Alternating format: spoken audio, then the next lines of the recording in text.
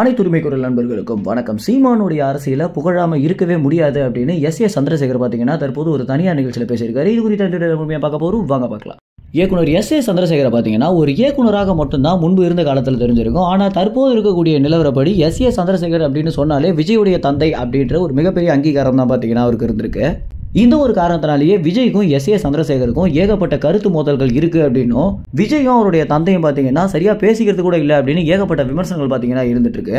இப்படி இருக்க எஸ் சந்திரசேகர் பார்த்தீங்கன்னா விஜயுடைய அரசியலுக்கு அவர் ஆதரவு ஏதாவது தெரிவிப்பாரா அப்படின்ற ஒரு நோக்கத்துல தான் செய்தியாளர்கள் சந்திப்பில் ஒவ்வொரு நெறியாளர்களுமே பார்த்தீங்கன்னா எஸ் சந்திரசேகரிடம் ஏதாவது ஒரு கேள்வி குறித்து கேட்டுட்டு வந்துட்டு இருக்காங்க. ஆனால் எஸ் சந்திரசேகர் பார்த்தீங்கன்னா விஜயுடைய அரசியல் வாழ்க்கைக்கும் சரி, திரையுலக வாழ்க்கைக்கும் சரி, எந்த ஒரு இடத்துலையுமே உபயோகப்படுற மாதிரியான வார்த்தைகளே பேச மாட்டாரு அப்படின்றத நிதர்சனமான உண்மையாகவே இருக்கு. இதனால தான் பார்த்தீங்கன்னா விஜய்க்கும் எஸ் சந்திரசேகருக்கும் ஏகப்பட்ட கருத்து மோதல்கள் இருக்கு அப்படின்னு விமர்சனமும் வந்துட்டு இருக்கு.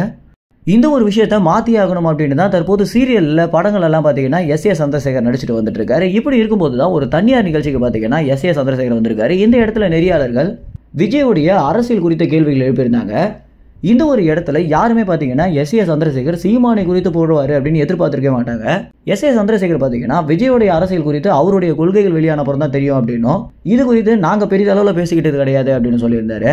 அது மட்டும் இல்லாமல் ஆனால் தமிழ்நாட்டுடைய அரசியலில் மிக முக்கியமாக நம்ம உத்து கவனிக்க வேண்டியது நாம் தமிழ் கட்சியும் சீமானையும் மட்டும்தான் அப்படின்னும், இவங்க கடந்து வந்த பாதைகள் எவ்வளவு கடினமாக இருந்திருக்கு, எல்லா கஷ்டங்களையும் தாண்டி தற்போது எவ்வளவு பெரிய உயரத்தை தொட்டிருக்காங்க அப்படின்னா அவங்களை புகழாம இருக்கவே முடியாது அப்படின்னு எஸ் சந்திரசேகர் பார்த்தீங்கன்னா விஜய் குறித்து கேட்ட கேள்விக்கு சீமானை குறித்து பதிலளிச்சு பேசுவாரு அப்படின்னாங்கிறது நெறியாளர்கள் கூட எதிர்பார்த்திருக்க மாட்டாங்க.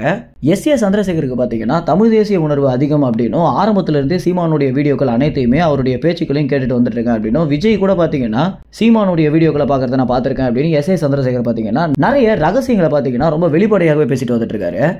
மேலும் இறுதியாக எஸ் சந்திரசேகரிடம் நெறியாளர்கள் பார்த்தீங்கன்னா அப்போ விஜயும் சீமானும் கூட்டணி வைப்பாங்களா அப்படின்ற கேள்விக்கு எஸ் சந்திரசேகர் பார்த்தீங்கன்னா தம்பி சீமானோட கூட்டணி வச்சா விஜயோட அரசியல் நிச்சயமாக நல்லா இருக்கும் அப்படின்னு அந்த தனியார் நிகழ்ச்சியில் பேசியிருக்காரு. இந்த ஒரு நிகழ்ச்சி பார்த்தீங்கன்னா இந்த வார இறுதிக்குள்ளாக வெளியாகும் அப்படின்னு எதிர்பார்க்கப்படுது. மேலும் இந்த ஒரு தகவல் குறித்து என்ன நினைக்கிறீங்க அப்படின்ற உங்க கருத்துக்களை கமெண்ட்ஸில் தெரிவிங்க. நன்றி, வணக்கம்.